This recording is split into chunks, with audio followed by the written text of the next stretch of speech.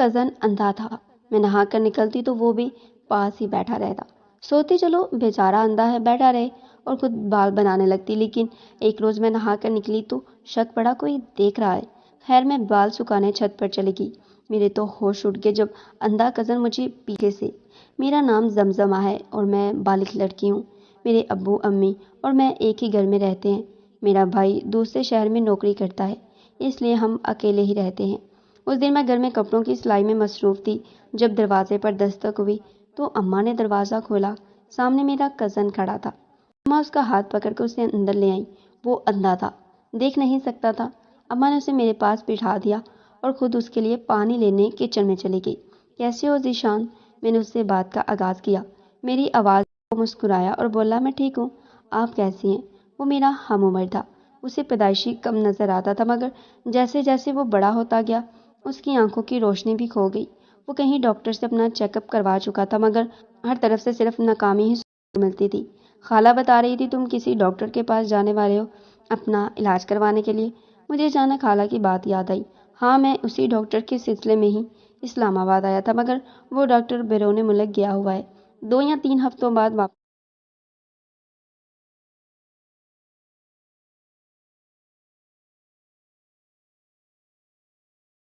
واپس آئے گا، اس لیے مجھے آپ کے گھر آپ کے ساتھ رہنا پڑے گا۔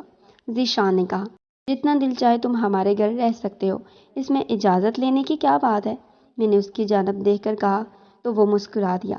میں کپڑے سلائی کر رہی تھی جب اماں نے ذیشان کو پانی دیا اور کہا تم دونوں باتیں کرو، میں مارکیٹ سے رات کھانا بنانے کے لیے سامان لے آؤں۔ پھر شام کے وقت مارکیٹ اور دکانوں میں رش ہو جاتا ہے، اماں نے کہا اور مارکیٹ چلی گئی۔ ذیشان خاموش بیٹھا تھا، اسے کم بولنے کی عادت تھی۔ میں اپنے کپڑے تیار کر چکی تھی، صرف پہن کر دیکھنا چاہتی تھی۔ اب کون اٹھ کر دوسرے کمرے جاتا؟ میں وہیں کپڑے تبدیل کرنے لگی۔ میرے کزن کے ماتھے پر اچانک پسینہ آنے لگا۔ اس کی نظریں مجھ پر ہی تھی۔ کیا ہوا ذیشان، تمہیں پسینہ کیوں آ رہا ہے؟ میں نے پوچھا تو وہ گھبرا کر کہنے لگا، لگتا ہے میری شوگر لو ہو رہی ہے، سفر کے دوران کچھ کھایا نہیں تھا اس لیے۔ میرے کزن نے گھبراتے ہوئے کہا، اچھا تم بیٹھو، میں کچھ میٹھا لاتی ہوں تمہارے لیے۔ پرانے کپڑے پہن کر میں اس کے لیے میٹھا بنانے چلی گئی۔ جب واپس آئی تو دیکھا وہ وہاں نہیں تھا۔ میں ڈر گئی کہ کہاں چلا گیا ہے۔ اسے واش روم سے نکلتا دیکھا تو پرسکون ہوئی۔ مجھے بتا دیتے، میں لے جاتی واش روم تمہیں۔ اتنے سالوں بعد ہمارے گھر آئے ہو، پھر بھی سب راستے یاد ہیں؟ کافی اچھی یادداشت ہے تمہاری۔ مجھے اس کی ذہانت پر حیرانی ہوئی۔ وہ خاموشی سے حلوہ کھانے لگا۔ ان باتوں کو نظر انداز کر کے میں نے اپنا بکھرا سامان سمیٹنا شروع کر دیا۔ رات کو کھانا کھانے کے بعد میں کچن میں برتن دھو رہی تھی جب میرا کزن کچن میں آیا اور مجھ سے ٹکرا گیا۔ وہ اس طرح ٹکرایا کہ میں خوف زدہ ہو گئی۔ دیکھ کر ذیشان ابھی خود بھی گرتے اور مجھے بھی گرا دیتے۔ میں نے کہا، سوری، میں صرف پانی پینے آیا تھا، مجھے نہیں تھا معلوم آپ یہاں ہیں۔ اس نے شرمندہ لہجے میں کہا۔ میں نے اسے پانی پلایا اور اسے کمرے میں چھوڑ آئی۔ اس کا اور میرا کمرہ ساتھ ساتھ ہی تھا۔ میری عادت تھی میں رات کے وقت اپنا کمرہ اندر سے بند کر کے سوتی تھی۔ آدھی رات کو مجھے احساس ہوا جیسے کوئی میرا دروازہ کھولنے کی کوشش کر رہا۔ مجھے لگا شاید ہوا کے تیز جھونکوں کی وجہ سے ایسا ہو رہا۔ میں دوبارہ سو گئی۔ صبح اٹھی تو دیکھا میرے دروازے کے پاس ذیشان کی انگوٹھی گری ہوئی تھی۔ میں نے اٹھا لی اور اسے دیکھنے کمرے میں چلی گئی۔ وہ آئینے کے سامنے کھڑے ہو کر بالوں میں کنگھی کر رہا تھا۔ مجھے حیرانی ہوئی اور ہنسی بھی آئی کہ وہ کچھ دیکھ نہیں سکتا پھر بھی آئینے کے سامنے کھڑا ہے۔ یہ تمہاری انگوٹھی میرے کمرے کے باہر گری تھی۔ میں نے انگوٹھی کا ذکر کیا تو وہ اپنے ہاتھوں کی انگلیوں کو دیکھنے لگا۔ یہاں وہ انگوٹھی پہنتا تھا۔ ہاں، مجھے خیال نہیں رہا ہوگا اور کہیں گر گئی ہوگی۔ اس نے مسکرا کر کہا تو میں ناشتہ بنانے کچن میں چلی گئی۔ اماں ابا صبح 6 بجے ناشتہ کر لیتے تھے۔ میں نے اپنے اور ذیشان کے لیے ناشتہ بنایا۔ وہ میرے کمرے میں ہی آ گیا ناشتہ کرنے۔ ہم نے ایک ساتھ ناشتہ کیا۔ ناشتہ کرنے کے بعد وہ چھت پر چلا گیا اور میں باتھ روم نہانے سے پہلے میں نے کمرے کو بند کر دیا تھا، کیونکہ کپڑے تبدیل میں واش روم میں نہیں بلکہ کمرے میں کرتی تھی۔ آدھے گھنٹے کے بعد جب میں نہا کر باہر آئی تو کمرے کے صوفے پر کزن کو بیٹھا دیکھ کر میری سانسیں تھم گئی۔ میں خاموش رہی، مگر یہ بات سوچ کر پرسکون تھی وہ اندھا ہے، مجھے دیکھ نہیں سکتا، اس لیے میں نے جسم پر کریمیں لگا کر کپڑے پہن لیے اور اسے کچھ معلوم بھی نہیں ہوا۔ مگر یہ بات مجھے تنگ کر رہی تھی، وہ کمرے میں داخل کیسے ہوا؟ میں نے تو دروازہ اندر سے بند کیا تھا، پھر اس نے کھول کیسے لیا؟ میں سارا دن یہی سوچتی رہی۔ میں کپڑے تبدیل کر کے کمرے سے باہر نکل گئی۔ کچھ دیر بعد وہ بھی کمرے سے باہر آ گیا۔ ذیشان، تم غلط کمرے میں چلے جاتے ہو، یہ میرا کمرہ ہے، تمہارا کمرہ 7 ہے۔